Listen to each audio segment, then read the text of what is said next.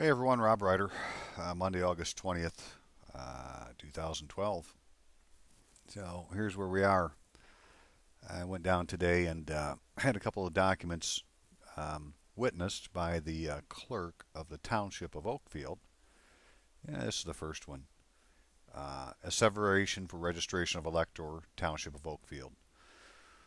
Registration of this elector as registered elector pursuant to law on the 20th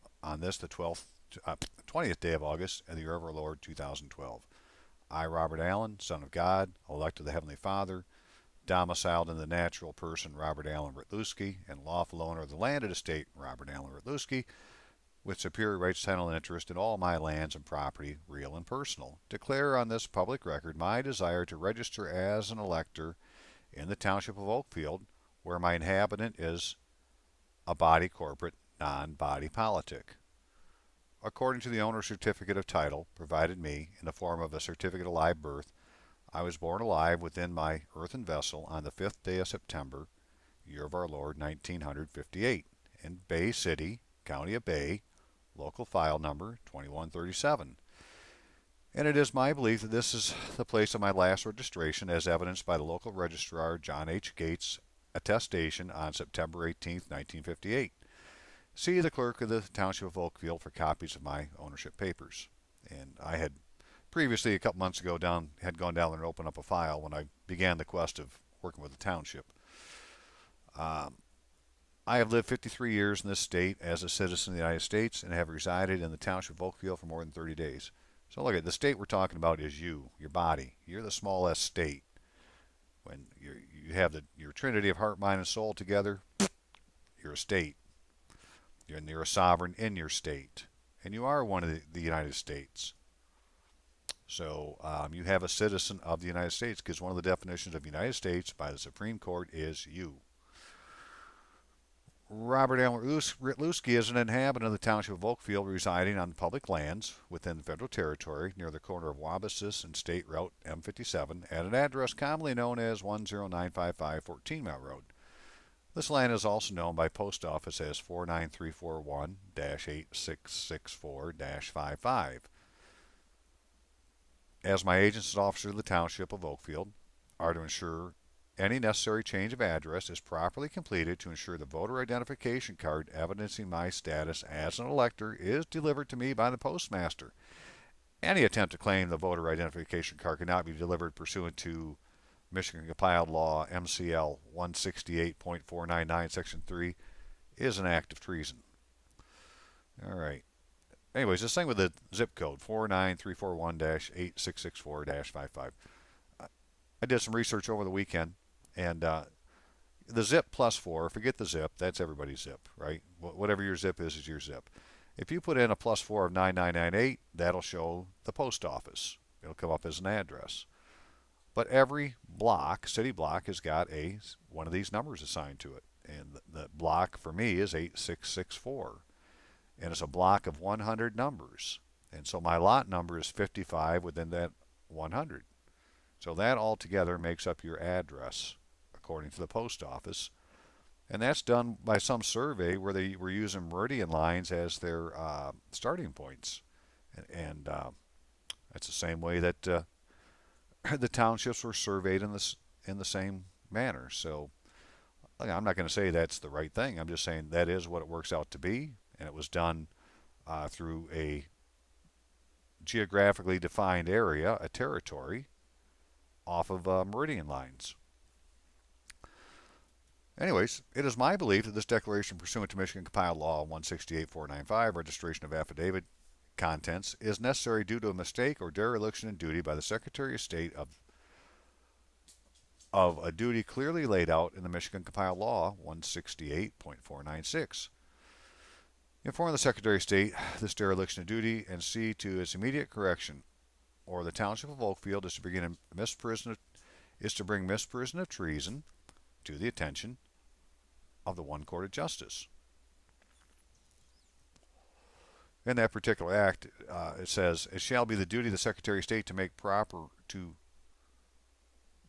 the proper forms for use in the registration of electors, and recommending the use of the same to the several clerks of the townships, cities, villages of the state, and in instructing the several township, cities, villages, clerks in the state as the requirements of this act. And of course, my clerk had never heard anything about it, and I don't doubt that she never did. So this is my solemn asseveration, with God as my witness, and I have hereunto set my hand and seal. And then that's my seal. And then I wrote this up for Brooke. I, Brooke, the clerk of the Township of Oakfield, having a seal, certify that this instrument was subscribed before me, and testimony whereof I have hereunto set my hand and fixed my seal of the said Township of Oakfield, the 20th day of August, A.D. 2012. Now, apparently that's what they call a true date, when you put the A.D. in there. When I was looking at deed stuff for Michigan, and we came across this thing about you're supposed to be having the clerk endorse your deed, and endorse would normally mean on the back, it said to make sure they use the true date.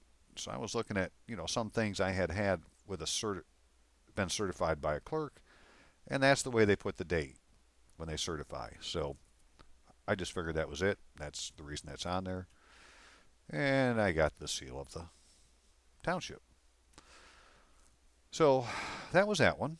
That was for me to meet the requirements of doing an affidavit to be a registered elector. And I'm finding all this stuff, like this 168.496. These are all in the election laws of the Michigan compiled laws. Good place to look for your stuff is in your election laws, as far as how to become a registered elector, what the powers of a registered elector are, so forth and so on. So I had done that one, and okay, so then I did this one also. Now this is appointment of Township of Oakfield officers. One of the things you can do is appoint the officers, as I'll show you the law clearly shows, as your agents. As agents for the inhabitant, body corporate, Robert Allen Ritlewski, pursuant to Michigan compiled law, revised statutes of 1846, excerpt, powers and duties of townships. Michigan compiled law, MCL 41-2, see Exhibit A.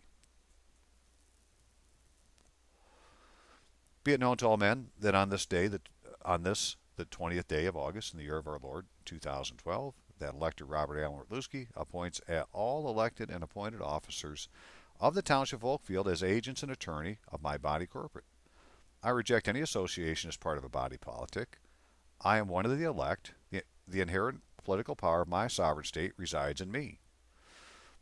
Officers, it should be your oath and sworn bond of spoken words to the Creator are accepted, and I accept the Michigan compiled law 41.2, the powers and duties of township, as your duty to the electors of the Township of Oakfield. The Secretary of the Township of Oakfield Board of Review, Chief Assessor, in the role of Supervisor of the Township, is to begin an immediate inquest of office found for this elector to determine my rights, title, and interest in all my lands and estates, and provide me with an accounting. This accounting is to be lawfully recorded in the office of the recorder and assessed by this municipality. Lawful taxes paid, with the balance made available for my exclusive use. Diplomatic travel documents of a sovereign are to be issued to this elector, ensuring my safe passage and protection as I travel God's earth. I order the officers of the Township of Oakfield to do an accounting on the township to determine its lawful debts, and for said officers to see that they are immediately paid. Any statutory lien is unconstitutional and if currently enforced, is to be prosecuted as an act of treason. I am to be immediately registered as an elector, and any attempt to claim my voter identification card cannot be delivered in accordance with MCL 168.499, Section 3 is an act of treason. I'll show you what they're trying to do. The correct address for the elemental republic, known as the Township of Oakfield, is to be revealed and used as my address. This is my solemn asseveration, with God as my witness, and I have hereunto set my hand and seal. And Brooke did her thing, and that was 2 of them. And this is where's that exhibit? Exhibit A. So here's what they have, right? This is in the township portion of the laws. Inhabitants of organized township as body corporate, powers and duties generally, acquisitions of property for public purposes, suit, act, or proceeding, supervisor as agent. The inhabitants of the organized township are a body corporate and have, in addition to other powers that are conferred, all the following powers and duties: to sue and be sued and appoint necessary agents and attorneys for that purpose. That's why I'm appointing them. They're going to sue and be sued for me.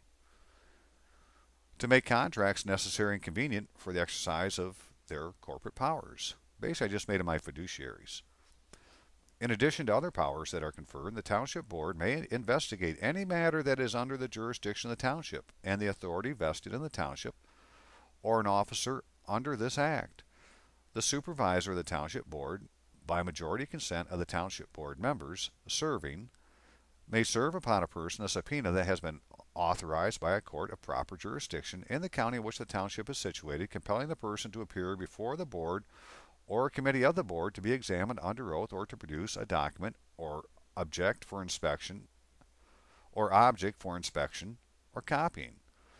If a person objects to or otherwise fails to comply with a subpoena served upon him or her, the supervisor of the Township Board, by majority consent of the Township Board members, may file in the court an action to enforce the notice.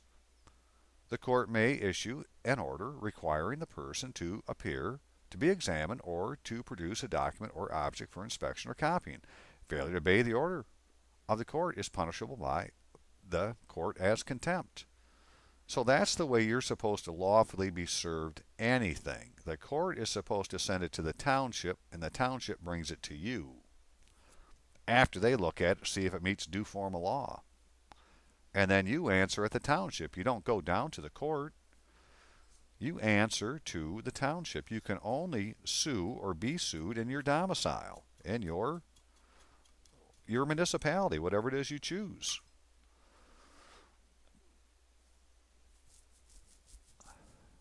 So, and as you can see, they can investigate. So they're a court of inquiry for any matter that is under the jurisdiction of the township. Well, that's everything within the township.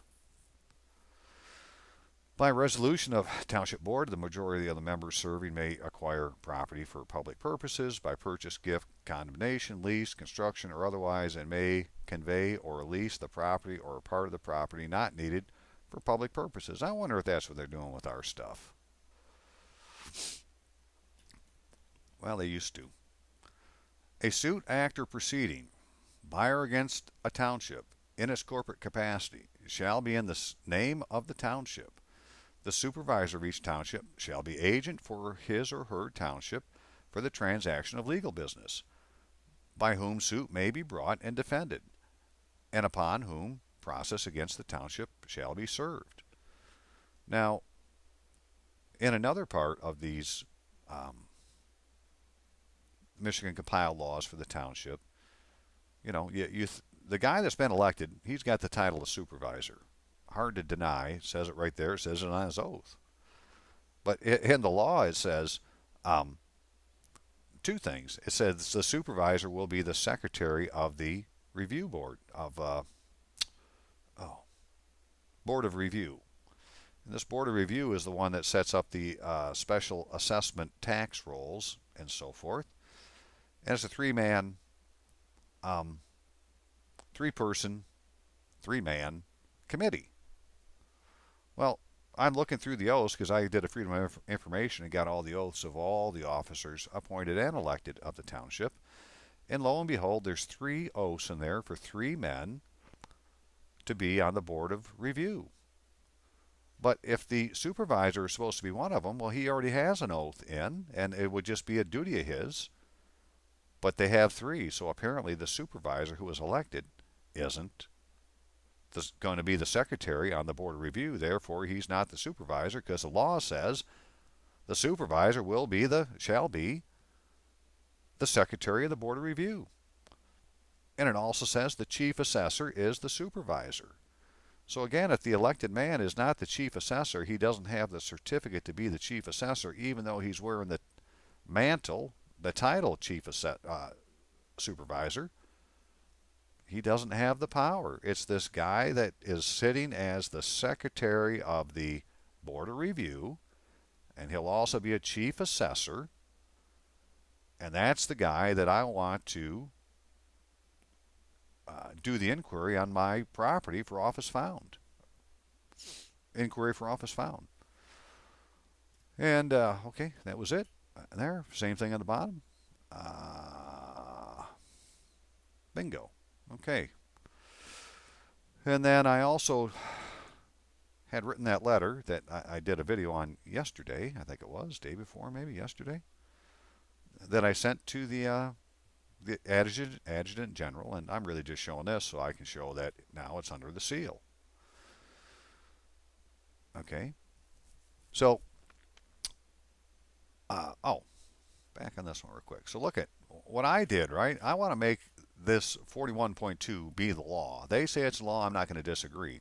So I put in my document, I accept it as the law, and I put it on here and got the clerk to put her seal on it, that this is the law. I'm not going to disagree.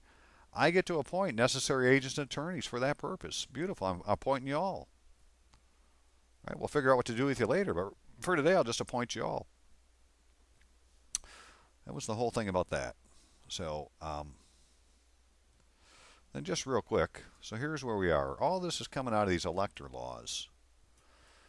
All right, so I'm not going to read them all, but this was the qualifications for registration as elector.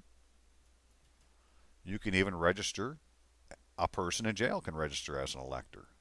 Might be a smart idea. Have them register as an elector, and then the sureties can go get them out.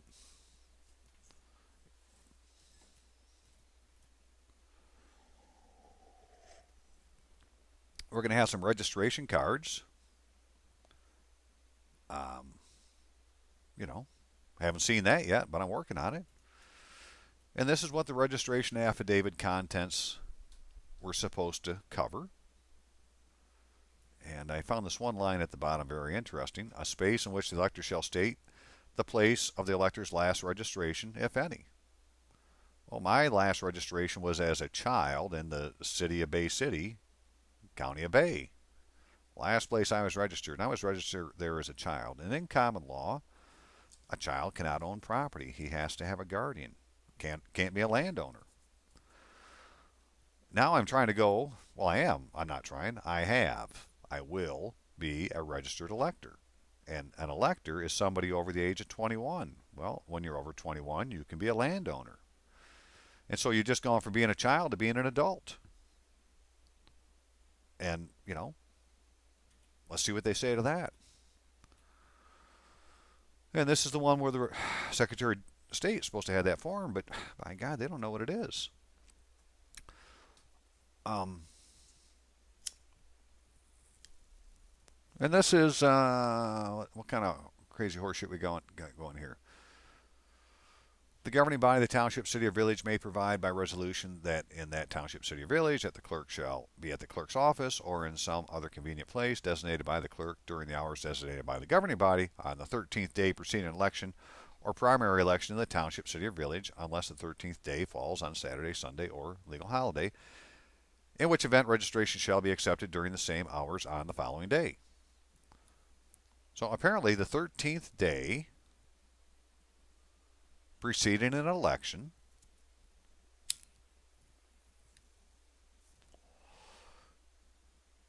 is one time you can do it.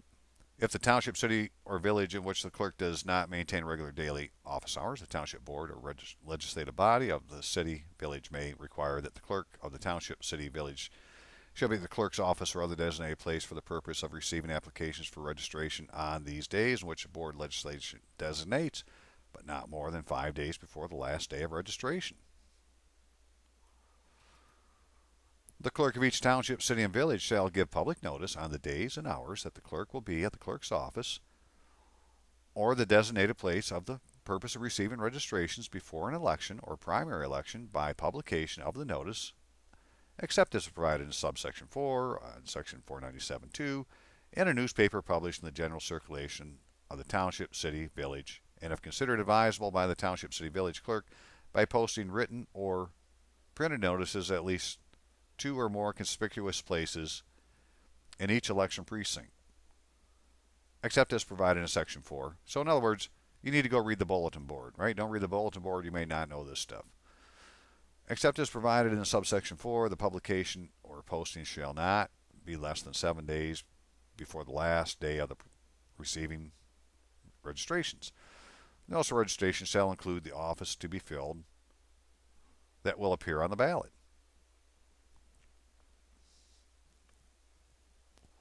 If the notice of registration is for an election that includes a ballot proposal, a caption on brief description of the ballot proposal along with location where the elector can obtain full text of the ballot proposal shall be stated in the notice. Notice of registration for school millage election that will be held pursuant to Section 36 of the General Property Tax shall required to be published once and shall be made not less than 5 days before the last day of receiving registration is provided in another section.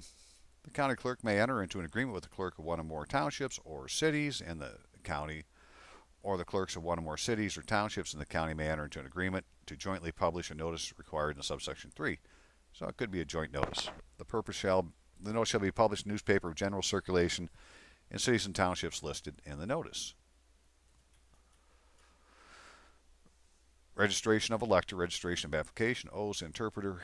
Okay. An elector entitled to registration in an election precinct may become registered in a precinct by applying in person and signing the registration application, which they didn't have, so I did an affidavit, before the clerk or assistant clerk of the township, which I did, in which the precinct is located. For the purpose of this, for the performance of his or her duties under this act, each clerk and assistant clerk has the power to administer oaths and swear persons as to truth of statements contained in the application. For a better examination of the applicant, a clerk may employ or swear an interpreter to interpret all questions, but the applicants and answers to those put to applicants the answers to those questions. If the applicant, in answer to the questions or the registration application, makes a material statement that is false, the applicant is guilty of a misdemeanor. We're going to try to catch you one more time. A clerk or assistant clerk shall not accept a fee for the elector applying for registration, either for registering of the elector or for taking of acknowledgement of the application. A person who violates this subsection is guilty of a misdemeanor. So if they're asking you what your address is, say, well, what is my address in the unincorporated federal district? Don't blurt something out. Well, what's your address? Well, I don't know. What is my address in the unincorporated federal district? You tell me. The clerk, immediately after receiving the registration or change of address of an elector, shall prepare a voter identification card for the elector. The clerk shall also prepare and send a corrected voter identification card to an elector affected by a change in the United States representative, state senatorial, state representative, or county commission, district, or precinct. The clerk, here's where the funny part comes in. The clerk shall forward by first-class mail the voter identification card to the elector at the elector's registration address. The voter identification card shall contain the name and address of the registrant and the United States representative, state senatorial, state representative, or county commissioner, district, and precinct in which the registrant is an elector. If the original voter identification card is returned to the clerk by post office as non-deliverable, the clerk shall reject the registration and send the individual notice of rejection. If a duplicate voter identification card is returned to the clerk by the post office, the clerk shall accept this as information that the elector has moved, and the clerk shall proceed in conformity with Section 509AA. I had to go look at that again, but I think they're just going to say, well, I guess you moved. You're not interested in being an elector here. So we need to make sure that the post office and the township are truthful with you, give you the correct address so that your your voter card can get to you. You're not a registered voter, you're a registered elector. And then the original registration card shall be filed alphabetically hereafter and shall be termed the master file. You get in the registration card, you're a master. The master file shall contain the signature of each elector registered in the city, township, village, unless the clerk of the jurisdiction has access to the qualified voter file and the elector has a digitized signature in the qualified voter file. Well, I've made sure that I'm out of the voter file. I'm not, well, I'll be careful here. I'm not a registered voter. I made sure of that.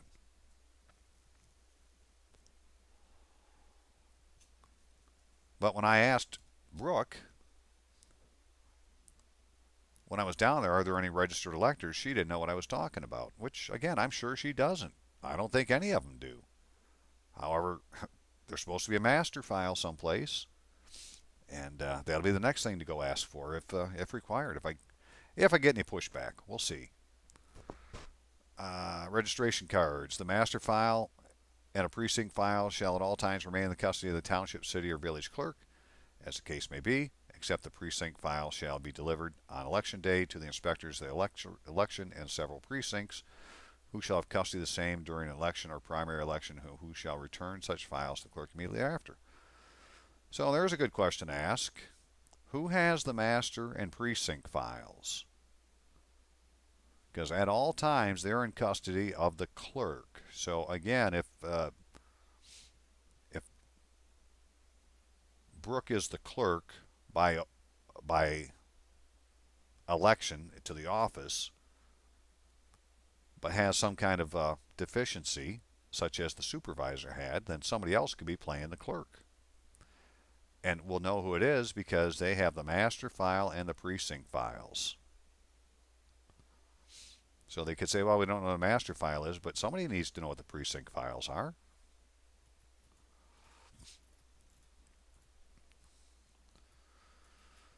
And that's just stuff that's lost. Anyways, I'll have to, if either the original or duplicate registration card or both of an elector shall be lost, destroyed, mutilated, the clerk of the township, city, village shall require the execution of a new registration affidavit by such elector. If any such elector shall refuse or neglect to execute such affidavit within 60 days after the mailing of a letter to such elector at the last address from which he has registered, then the registration of the elector may be canceled. See, they're going to try to cancel you. I'm going to say that's unconstitutional. I don't agree with that, right? I don't agree with this law. You call me. You stop by my house and you tell me. You leave it on the door. I appointed you my agent. Make sure I know. If either the original or duplicate registration cards or both of any township, city, village, or any ward, precinct thereof shall be lost or destroyed, the township board or the legislative body of the city or village shall require a re-registration of electors in such township, city, village, ward, or precinct. If upon an examination of the registration records of any city, township, village, because there aren't any, the secretary determines that the registration records fail to comply with the requirements of this act, the Secretary of State may order the clerk of the city, township, village to make corrections in the records necessary to comply with the provisions of this act, or if he finds that it is impractical to correct the registration records, he may apply to the circuit court of the circuit in which the city, township, village is located for an order for re-registration of the qualified electors in the city, township, or village. Upon proper showing of need, the court shall issue the order. In case the Secretary of State directs the corrections to be made, or the circuit court orders a re-registration to be taken, the Secretary of State shall prescribe in all particulars the time and manner in which the corrections shall be made, or the re-registration shall be taken, and the disposition of the old registration records. The cost of corrections or re-registration shall be borne by the city, township, village involved. And if you're going to change your residence, they got a little something for that too. If you're already registered, upon change of residence within the same area, causes his registration to be transferred to his new address by sending to the clerk a signed request stating his present address, the date he moved thereto, and the address from which he was last registered, or by applying in person for the transfer. The clerk shall strike through the last address, ward, precinct number, Record new address, ward, precinct number on original or duplicate registration cards, original and duplicate registration cards, and shall place the original registration card in the proper precinct file. Transfer shall not be made after the 13th day next preceding a regular or special election or primary election, unless the 13th day shall fall on Saturday, Sunday, or legal holiday. In which event the registration transfers shall be accepted during the following day. All right, uh, you know, that's what I did today. Now, I didn't get these back to Brooke yet because I went and I had had my seals put on, and then I had to go to make copies of these documents so that I could send them along with this letter here. I have included copies of my latest attempts to lawfully register as an elector in the Township of Oakfield and appoint the officers of said township as agent. I wanted to add that to my letter to the Adjutant General, and so I had to go make copies of all these things. And by the time I get back, my township closes at 12. It was 11:30.